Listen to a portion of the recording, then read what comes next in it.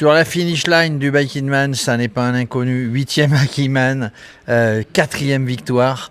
Bravo Rémi Borion, c'était ce que tu avais prévu finalement. Ah non, on ne sait jamais, c'est ce que j'espérais.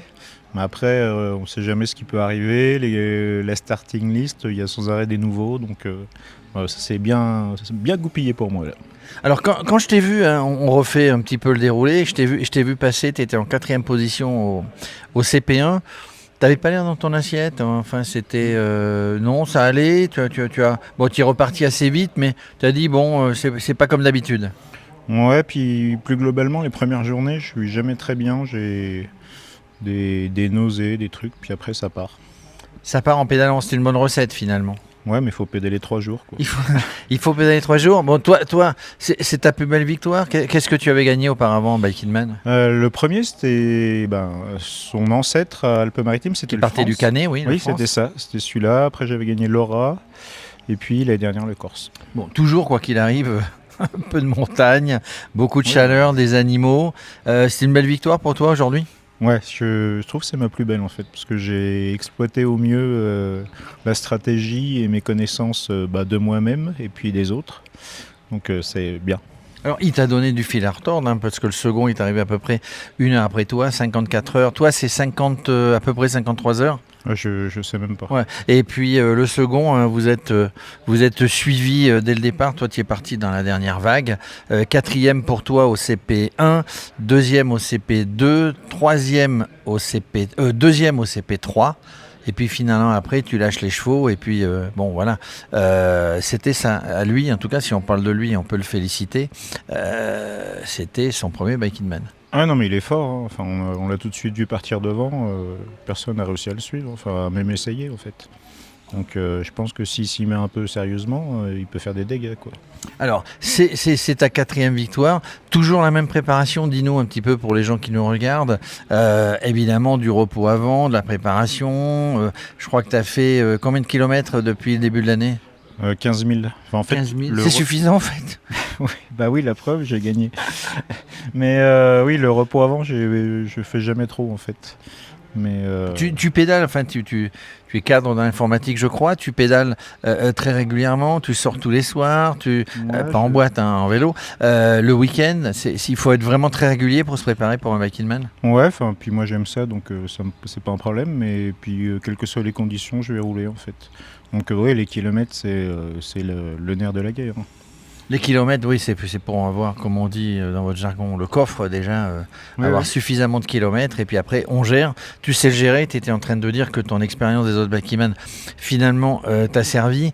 Axel, Axel Carion, le créateur du Bike-in-Man, avant ce départ disait, en fait, c'est un peu comme Cyril Lignac qui prépare des plats 3 étoiles Michelin. Moi j'ai préparé un parcours qui est un plat que chacun vous allez déguster, c'est ce qu'il vous a dit un petit peu sur le briefing. Ouais, enfin c'est sûr que les parcours des Bike-in-Man, enfin il y a jamais rien acheté, quoi. Ils sont chaque fois magnifiques, ils sont très très durs. Enfin c'est top quand on passe dans des endroits. Là j'ai même découvert, je pensais un peu tout connaître, des Alpes, même si là c'est les Alpes bien au sud.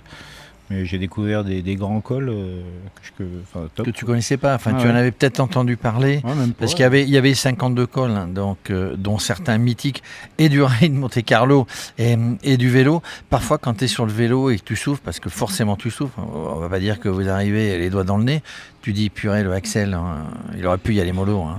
Non, parce que c'est ce qu'on vient rechercher, donc, mais je pense qu'il y en a qui doivent se dire ça, hein, là, parce que j'ai eu beaucoup de difficultés sur certains cols, donc, à la fin, là, donc ceux qui sont pas trop entraînés, je pense qu'ils vont donc déguster, là. Alors il y en a qui sont venus effectivement, alors ne jamais venir pas entraîner sur un Bike-in-Man.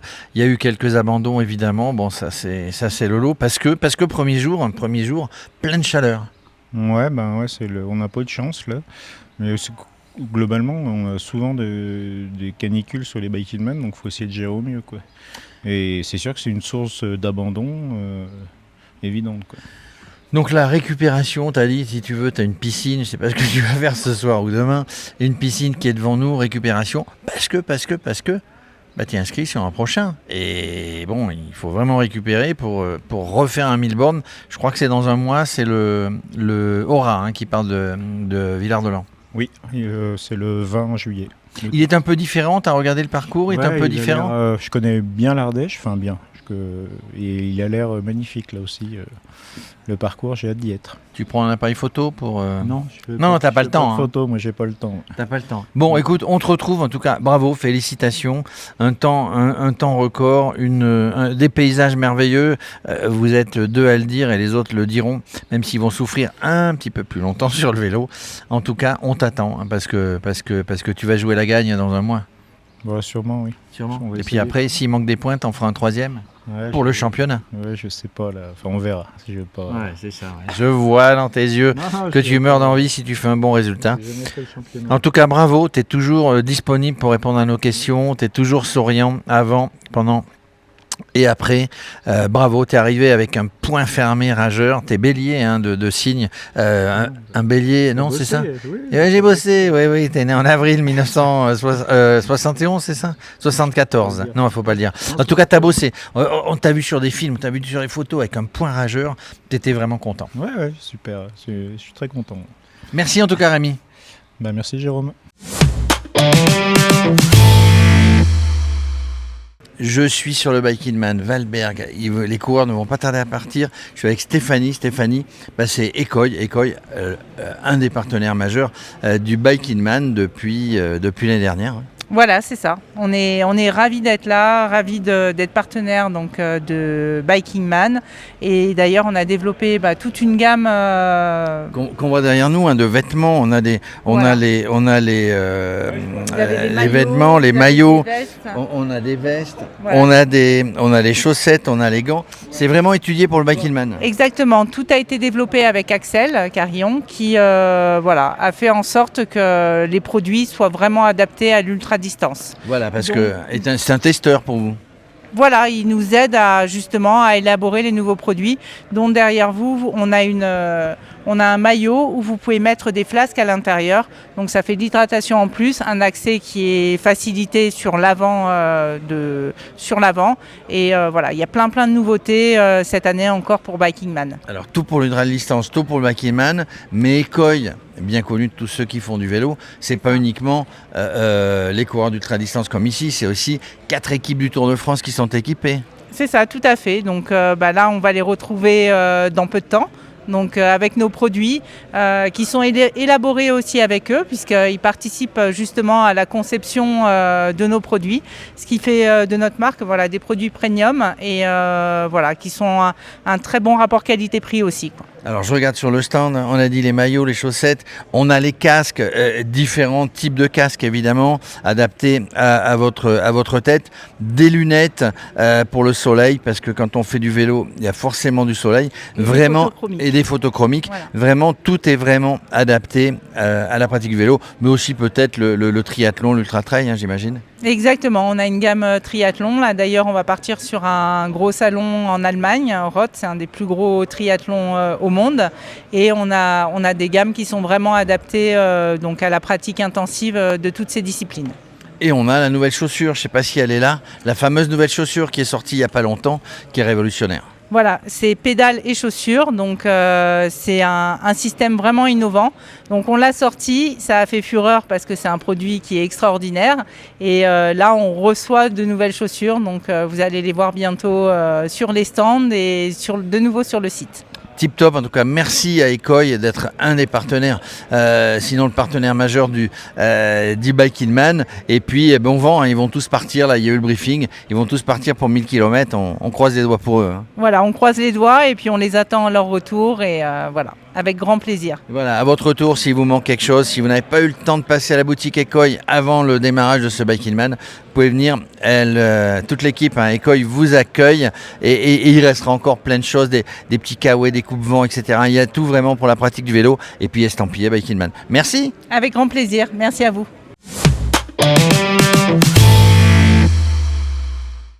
On est sur la finish line de ce Bike in Man qui se termine, non, parce que les premiers sont en train d'arriver. Je suis avec Bastien Froidevaux, qui a terminé second pour son premier Bike in Man. Exact, super content. Je ne vais pas dire que la place est secondaire parce que quand on est compétiteur ou ancien compétiteur, on espère toujours faire le mieux. Mais moi j'étais venu pour vivre une belle aventure. Et c'est 100% réussi. Donc, et finalement, oui, cool. tu n'es pas déçu. Tout à l'heure, quand tu es arrivé, on te disait quelle place tu visais. Tu disais je visais rien.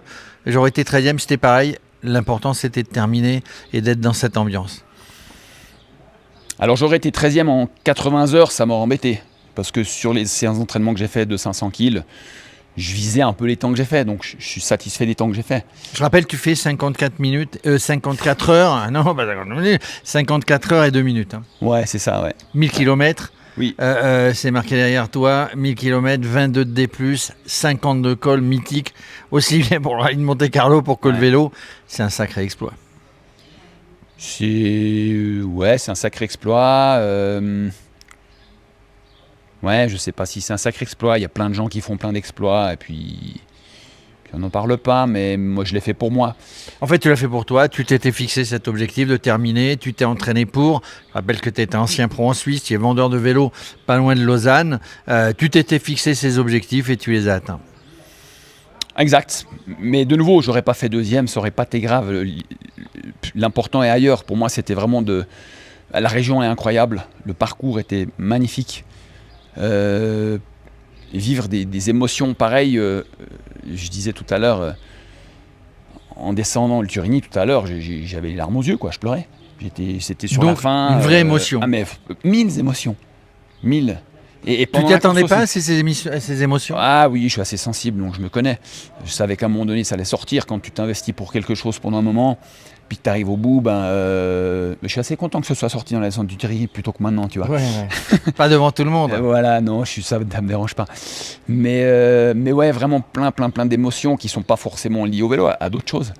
Et c'est pour ça que je fais du sport et vraiment, je me suis éclaté. Pas tout le temps, hein, il y a plein de moments où je me suis vraiment dit, mais comment on va faire pour sortir de là, quoi. Quand c'était la canicule hier ou aujourd'hui, là, dans l'avant-dernier col, là. Et tout cet enchaînement de col, quoi. L'enchaînement de col, si tu les prends tranquilles, mais c'est la chaleur aujourd'hui et hier, c'était terrible.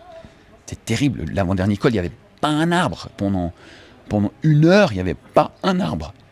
Et dis-moi, quand on fait du vélo, parfois on fait les sorties entre potes du club, enfin les amis.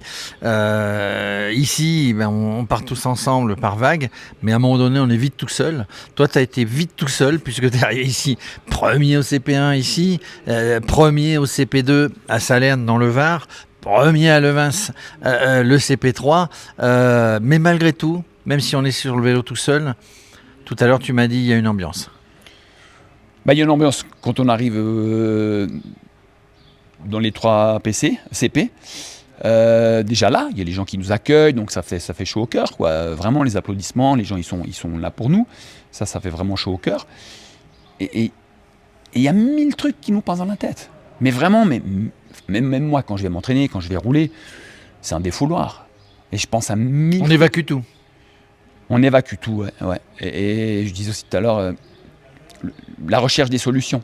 Un peu comme dans la vie, quoi. Si je m'excuse, mais si tu es dans la merde, tu trouves des solutions. Là, t'as froid, c'est la nuit, il faut te réchauffer. Pourquoi t'as froid? T'es fatigué. Tu dors avant. Tu mets des couches, tu dors n'importe où, et puis une demi-heure après, ça va mieux. Malgré le plan de route que tu avais tracé, tu l'as suivi, tu l'as pas suivi, mais c'est ce que tu as dit tout à l'heure sur la ligne d'arrivée. Voilà, quand on est devant un mur, il faut trouver les solutions. Je les ai trouvées. Mais j'étais prêt. Alors, l'idée, c'était quand même de dormir à l'intérieur au chaud où on pouvait. Mais si t'as pas sommeil, t'as pas sommeil. J'ai essayé les 3 fois. La première fois, j'ai pas dormi ici. Aux 2, j'ai... Oui, tu n'es pas resté très longtemps ici au CP1. Non, j'ai mangé mes pâtes, je suis parti. C'était tôt, on a fait 8 heures de course, donc il n'y avait pas vraiment besoin de dormir, quoi. Moi, j'ai eu la chance de pouvoir venir ici 3 jours avant. Je suis vraiment reposé parce que sinon, j'ai quand même beaucoup de boulot et puis pas mal de fatigue. Donc là, je suis vraiment venu me reposer pour recharger un peu les accus. C'était bien, c'était vraiment bien. Et puis, au 2, j'ai fait peut-être, je sais pas, 20 minutes. Et puis au 3, j'étais énervé parce que ma lampe ne fonctionnait pas, j'étais fin énervé. Donc je pensais dormir jusqu'à ce qu'il fasse jour. Puis après, je me dis, ah, ouais, comme c'est que cette lumière. Je suis reparti. Et autant m'embêter la première nuit, la deuxième nuit, en fait, il ne fallait pas changer de mode. Dès que je changeais de mode, ça buguait. Là, j'ai mis un mode, j'ai dit, je touche plus. Et ça fonctionnait. On repart. Dis-moi, parle-moi de ton copain le sanglier qui est venu te chatouiller le bout des pieds pendant que tu dormais. Mais je l'entendais bricoler pas loin. Puis moi je dormais pas vraiment. Quand tu fais une sieste, tu vois, t'es un peu sur tes gardes quoi, à 3h du mat, dans la pampa là. Et puis j'étais tout cool, il était à 50 mètres, là j'entendais qu'il faisait du bruit. Peut-être pas 50, peut-être 20. Et du coup... Mais c'est ça l'ambiance, oui. c'est l'ambiance, mais c'est le paysage. La nuit, j'ai croisé du garenne, du lièvre, tous les animaux possibles et imaginables qu'on a dans la région ici. Un truc de fou. Une belle expérience pour toi. C'était ton premier Viking-Man. Peut-être que certainement, à chaud, tu sais pas le dire, mais que peut-être que tu reviendras. Tu repars vers chez toi à Lausanne ou tu pars vendredi à 7h du matin avec tous ceux qui font le 555? Non, là j'ai le camping-car là dessus. Ah non, je vais pas faire le 555, j'ai pas pris mon gravel. Enfin, il suffirait de changer de roue, au fait. Bah ouais, hein. Non. J'aurais géré autrement. Bon. Non, je vais profiter un petit peu de dormir ici ce soir. Peut-être aller à la piscine un peu demain, peut-être prendre la route demain. Ouais, un bout de route demain. Récupération tranquille. Ouais. En tout cas, des étoiles plein les yeux, des souvenirs que tu garderas gravés à jamais dans ses yeux.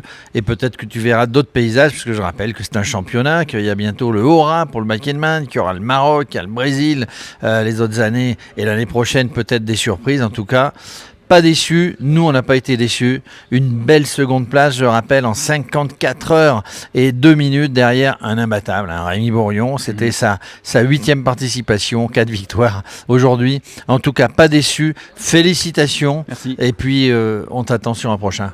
Ça marche. Sur ce Viking-Man Alpes-Maritimes à Valberg, je suis avec un des partenaires depuis pas mal de temps. Il a créé cette société en 2018. Je suis avec Adrien qui a créé Gollum. C'est la lumière frontale que tous les cyclistes devraient avoir. Que tous les cyclistes devraient avoir et que beaucoup de participants de Viking-Man ont. Et ça fait plaisir de voir à quel point ils sont bien équipés sur ce Viking-Man. Alors, il nous vient de Lyon, c'est pour ça qu'il a créé. Lyon, c'est la ville des Lumières. Donc je précise, tu as créé cette frontale.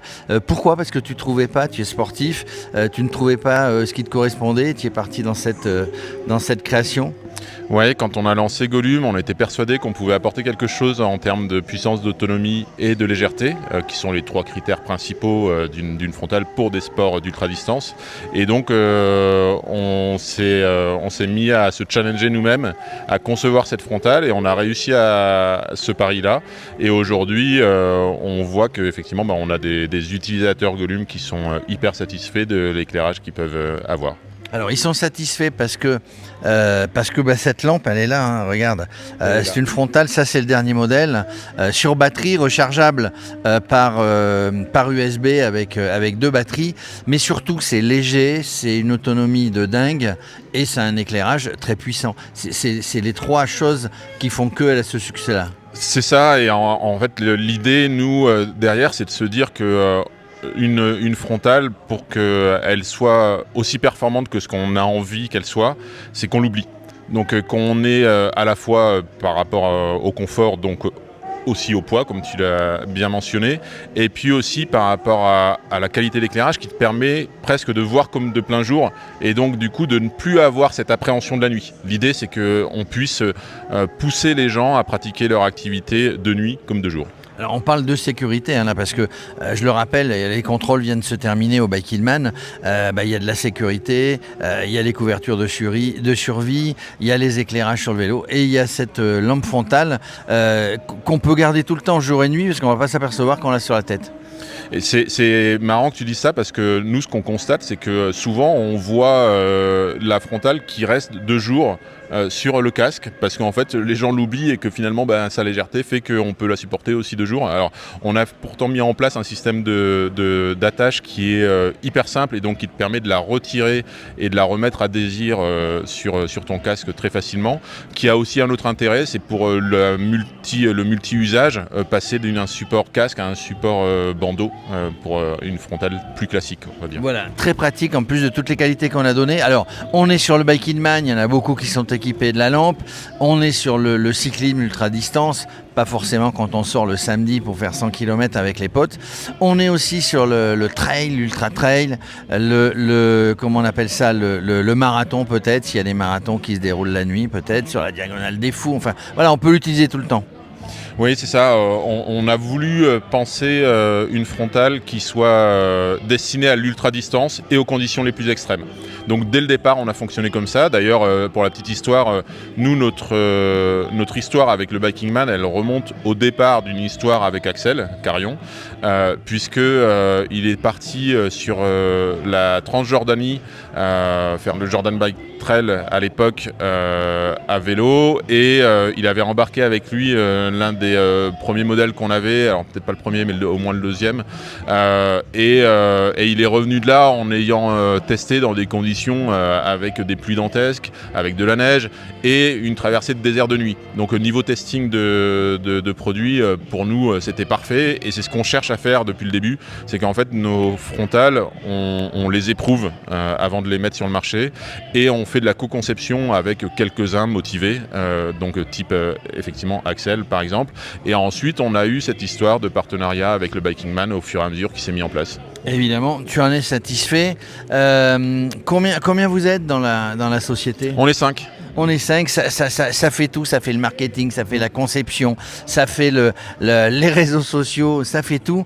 Une question qui me vient à l'idée, est-ce que comme dans tout business, il y a de la concurrence, évidemment. Il faut toujours avoir un coup d'avance. Je ne sais pas si tu vas nous le dire, pour Radio Sport, pour Bike in Man en exclusivité. Vous travaillez sur quoi là ? Eh bien, tu vois, là, le modèle que j'ai entre les mains, c'est un prototype. Donc, c'est là-dessus qu'on travaille et c'est ce qu'on va sortir là cet été. Et l'idée, c'est d'aller vers quelque chose qui permette justement l'usage vraiment multisport avec, on n'en a pas parlé parce que ce serait peut-être un petit peu long de rentrer dans la technique, mais avec des modes intelligents auto-adaptatifs qui permettent de s'adapter, comme son nom l'indique, automatiquement en fonction de la vitesse et du terrain, de sorte d'avoir le bon éclairage au bon moment. Et derrière ça, l'objectif final, c'est d'optimiser l'autonomie de la batterie. Donc là, on avait, comme tu le disais, on travaille aussi beaucoup sur l'ultra trail. On avait des modes intelligents qui étaient dédiés trail et donc mouvements liés à la course à pied. Et là, on est allé sur quelque chose qui va s'adapter aussi à l'usage cycliste. Et puis un niveau d'étanchéité aussi encore un peu plus important pour être carrément submersible. Donc là, on était résistant à toutes les intempéries. Alors, c'est la question effectivement que j'allais te poser, puisque on fait du vélo, on fait du trail dans toutes circonstances. Aujourd'hui, on a un super soleil, ciel bleu à Valberg, mais ça n'est pas toujours le cas. Donc insubmersible, étanche, on a zéro chose à craindre avec la lampe Gollum. Eh ben, c'est exactement l'objectif que je disais tout à l'heure. Notre ambition, c'est que vous puissiez sortir de nuit avec la même sécurité et la même fiabilité que de jour. Quand tu dis vous, c'est pas moi, hein. Moi je les suis. Avec Radio Sport, on les suit, on les encourage. T'as le droit quand même. Ah, j'ai le droit. Merci Adrien. Avec plaisir.